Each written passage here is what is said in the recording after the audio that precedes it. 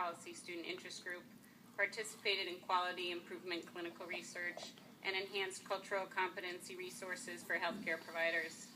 Chelsea is a senior surgery major, known for her enthusiastic personality and wonderful sense of humor. Next month, she will begin her general surgery residency at the University of Maryland Medical Center. Please welcome soon-to-be Dr. Chelsea Harris to the podium.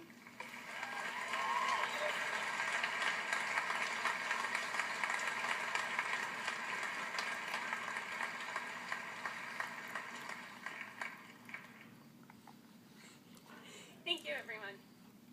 It seems only natural as we hover at the end of medical school and before the increasingly terrifying prospect of residency to reflect on the path that led us here. The stories behind our individual decisions to come to medical school are certainly varied. Some of us strove to push the limits of human imagination with our debt load. One of us found that, while completely unexpected, the Guatemalan government wants you to actually have a degree before they single-handedly let you run their healthcare system. And those of us from two-physician homes are still wholly unaware that other career options exist. I'm sorry, guys, you could have been iBankers and finished ages ago. Yet, regardless of the reason we decided to step on the path, we all came to medical school united by the goals that years of television had laid out for us. We had lofty aspirations that we would defend the health of children in the ER with George Clooney, be personally mentored by gruff, cynical medicine doctors who would call us by gender-opposite names, and not least, carelessly juggle the adoration of neurosurgeons, plastic surgeons, and improbably a vet. Unfortunately, as the years passed by, and no offense to Dr. Weimersheimer, George Clooney failed to materialize in the ED. All of my mentors call me by my actual name, and vets seem to be in short supply. We've been forced to turn to the last goal that medical dramas have imprinted on our psyches, simply to save a life. I am pleased to report that on this front, the people before you have made real strides. They have performed CPR, intubated crashing patients, carefully listened to histories and plucked out the right information. They have retracted while other people performed life-saving operations. They have even selected the right antibiotics. I'm kidding, of course, about that last one, with pharmacology lectures always tucked into the last hours before the exam. I don't believe that any of these charlatans sitting here know how to use antibiotics properly. But for all the supposed heroics of medical interventions and the ideas we may harbor about our own accomplishments, on the whole, medical school has been much more an exercise in our own humble need for rescue than any feats of strength we may have performed along the way. We have been saved by friends and family who have indulged us in our delusion that sitting in a beautiful, temperature-controlled room 100 feet from healthy, delicious food, studying with some of the newest technology available, is truly the depths of human suffering. We have been saved by significant others who have been willing to uproot their lives, sometimes multiple times, and follow us across the country, who have tolerated social events where the topic of conversation ranged all the way from what book we were using to study, to what question bank we were using to study, to how tired we all were of studying. We have been saved by countless faces across the country who have offered us their spare rooms and couches, who picked us up and dropped us off at airports, who made us food when the thought of one more residency social event was enough to incite tears. We have been saved by the people who adopted us into their families when UVM scattered us far from home, and we continue to be saved by the grace of individuals who accept too few phone calls, too little energy, and only hypothetically, of course, way too much laundry when we come home. We have enjoyed the support of an academic family that is unrivaled.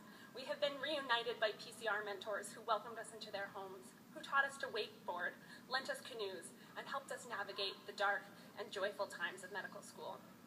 We have been rescued by TAs who fielded the same questions over and over again, often directly in a row because we are not that great at listening.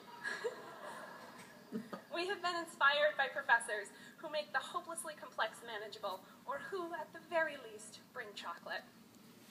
We have had our problems accommodated by Dr. Zale and every tiny element of our fourth year organized by Emma Fossner, residency application goddess.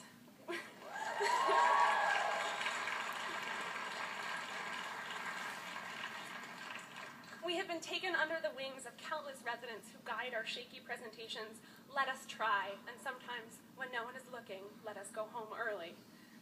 We have been mentored by doctors who fostered our hopes, calmed our fears, and lied about our virtues in written form when crafting our letters of recommendation. But above all, we have been saved by each other.